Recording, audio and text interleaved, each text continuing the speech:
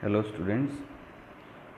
So in previous lecture we have studied about valence bond theory for bonding in coordination compounds. So now next is crystal field theory called CFT. So this theory says that इस theory में ये बोला गया है the bond between metal and ligands are purely ionic. ये theory ये बोलती है कि मेटल का जो बॉन्ड है एल मीन्स लिगेंड्स के साथ वो एक आयनिक बॉन्ड है जिसके अंदर पॉजिटिव और नेगेटिव चार्ज की अट्रैक्शंस की वजह से उस बॉन्ड की फॉर्मेशन होती है and there is no coordinate bond. So as we know कि सेंट्रल मेटल पे जो है पॉजिटिव चार्ज है एंड पॉजिटिव मोस्टली, तो नेगेटिवली चार्ज लिगेंड्स को ये अपने आप अट्रैक्ट करेगा, जैसे Cl नेगेटिव या Br नेगेटिव और NO2 negative etcetera. There is ionic attraction. और जो पॉजिटिवली चार्ज हैं मेटल्स वो इनको अट्रैक्ट करेंगे and the positively charge and neutral ligands, जिन लिगेंड्स पर पॉजिटिव या न्यूट्रल चार्ज है तो उनके अंदर जो है अट्रैक्शंस होंगी by partial negative charge of their lone pair. Means कोई मेटल है विद N पॉजिटिव चार्ज और वो NH3 को अट्रैक्ट करेगा बिकॉज N के पास है लोन पेयर, जिसकी वजह से इस पर है डेल्टा नेगेटिव चार्ज, तो it will attract by metal atom. And in presence of ligands, degeneracy of d orbitals of valence shell get splitted. और जब ये लिगेंड्स जो हैं मेटल एटम के नज़दीक आएंगे तो वो उसके डी ऑर्बिटल्स को अफेक्ट करेंगे और जो डीजनरेट ऑर्बिटल्स हैं मीन्स जिनकी एनर्जी इक्वल है डी ऑर्बिटल्स की, तो स्प्लिट हो जाएगी इनटू 2 और मोर लेवल्स। मीन्स एक ही सब शेल के जो 5 डी ऑर्बिटल्स हैं उनकी एनर्जी डिफरेंट कैटेगरीज में डिवाइड हो जाएगी when central metal atom is surrounded by ligands. Let us see how. For example, जब कॉम्प्लेक्स है हमारा ऑक्टाहेड्रल तो उसके अंदर डी ऑर्बिटल की डीजनरेसी इस तरह से स्प्लिट होती है। अगर इस एक्सिस पर है एनर्जी और ये डी ऑर्बिटल्स की एनर्जी है, तो अगर कोई मेटल एटम सराउंडेड है 6 लिगेंड से by octahedral structure like this, तो बॉन्ड जो है लिगेंड्स का मेटल के साथ वो है आयनिक अट्रैक्शन, और 3 ऑर्बिटल्स जो हैं उनकी एनर्जी हो जाएगी डिक्रीज और 2 ऑर्बिटल्स की एनर्जी जो है वो हो जाएगी इंक्रीज। तो इसमें है एक लोअर कैटेगरी ऑर्बिटल्स की एनर्जी में और एक हायर कैटेगरी, और जितनी एनर्जी डिक्रीज करती है इस पॉइंट से, जिसको बोलते हैं हम barycentre, BERY barycentre, तो उतनी ही एनर्जी जो है कुछ ऑर्बिटल्स की इंक्रीज करेगी। तो overall there will be no net increase और डिक्रीज। और इन स्प्लिटेड ऑर्बिटल्स के बीच में जो डिफरेंस है, इस डिफरेंस ऑफ एनर्जी को हम बोलते हैं CF energy, means crystal field energy और क्रिस्टल फील्ड स्प्लिटिंग एनर्जी। तो इतने गैप के साथ जो है ये ऑर्बिटल स्प्लिट हो गए और इसका सिंबल है एनर्जी का डेल्टा नॉट।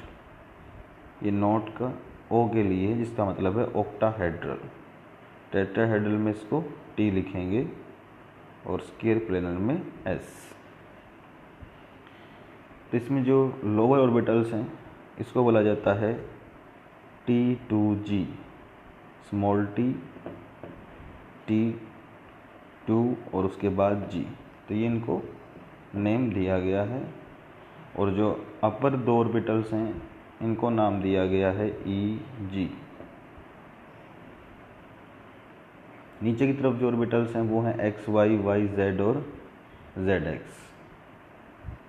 और जो ये दो ऑर्बिटल्स हैं इसमें हैं D का x² y² और D का z²।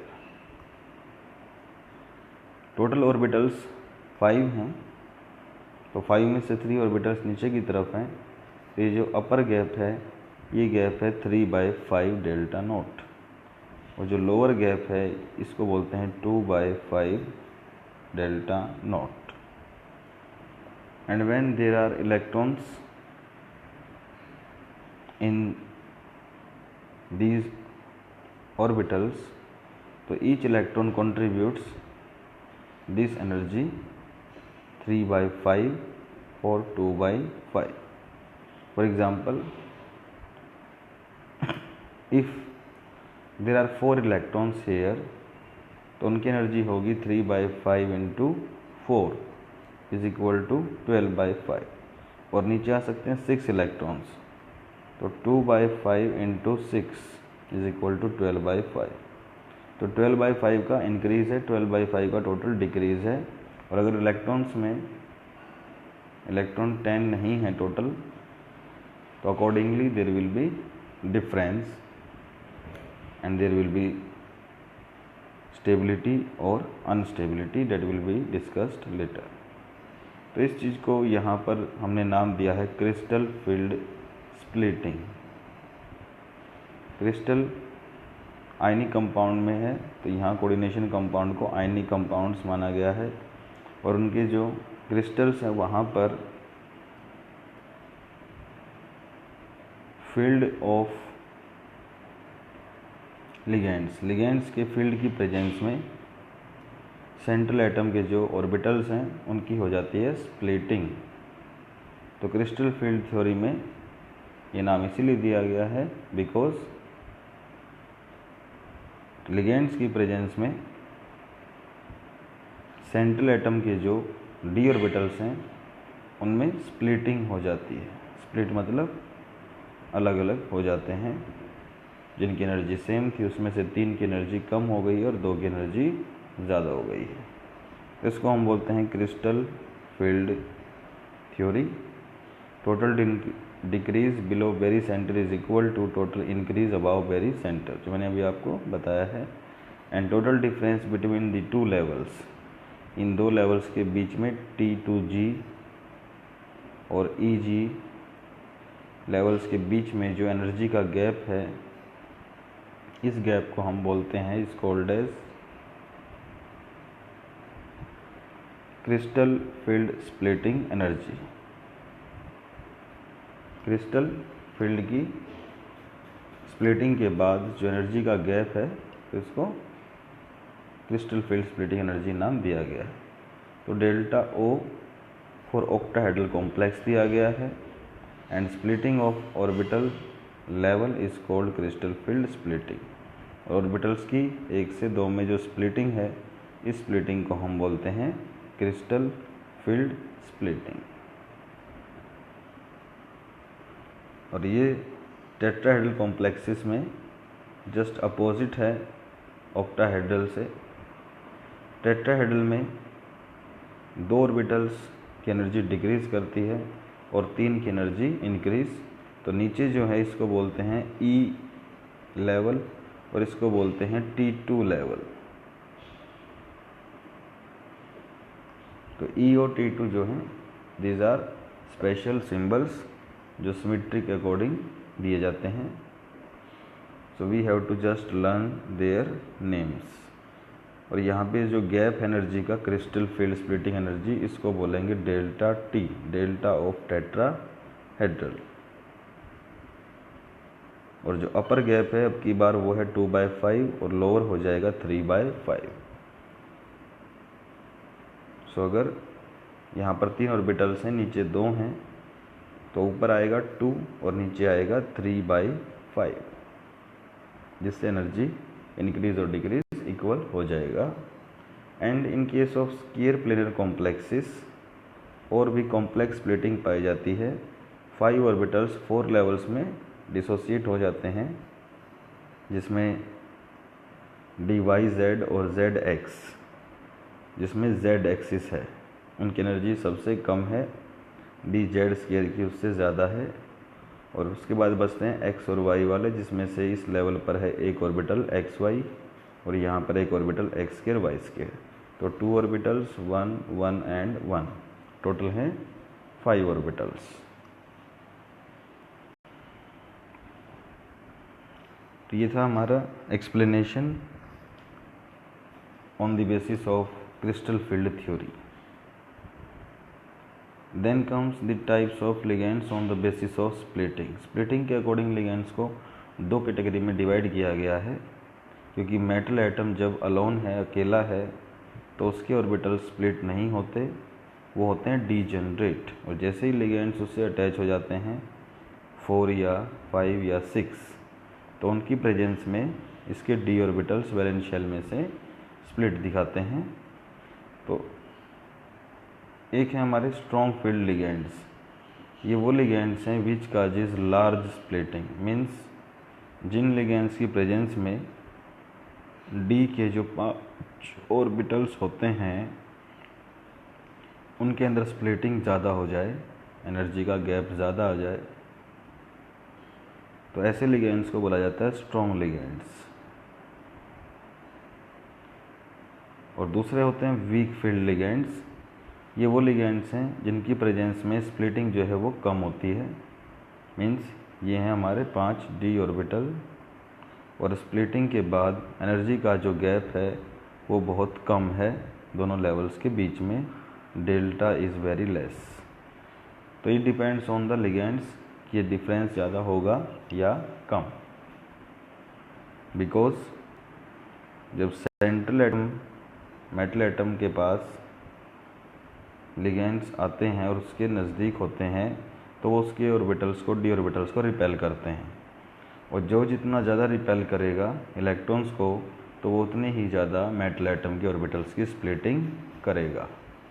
और जिसके बॉन्ड्स वीक होंगे, जो दूर होगा मेटल से, तो वो रिपल्शंस कम करेगा और वो वीक लिगेंड होगा। इट मीन्स स्ट्रांगली अट्रैक्ट करने वाले लिगेंड्स जो हैं वो स्ट्रॉन्ग फील्ड लिगेंड हैं, और जिनका बॉन्ड वीक है मेटल एटम के साथ तो वो हैं weak field ligands. So here is a series, यहाँ पर एक सीरीज़ है जिसमें लिगेंड्स को, कुछ लिगेंड्स को अरेंज किया गया है उनकी स्ट्रेंथ के अकॉर्डिंग।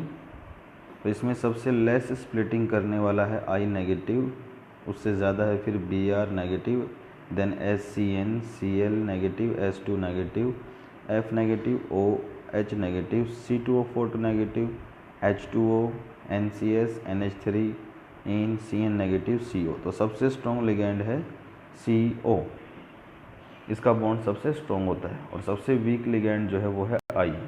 तो I जो है ये स्प्लिटिंग लेस करेगा, और CO की प्रेजेंस में जो स्प्लिटिंग है एनर्जी का वो बहुत ज़्यादा गैप के साथ होगा। अगर मेटल एटम हमारा सेम है और लिगेंड्स डिफरेंट हैं तो ये स्प्लिटिंग जो है ऐसे इंक्रीज़ होती जाएगी। ये गैप दिखाएगा आयोडीन, और अगर हमारा लिगेंड्स CO है तो ये गैप बहुत ज़्यादा हो जाएगा। तो this is difference and series of strong and weak field ligands. It means I negative is weakest ligand and CO is strongest field ligand।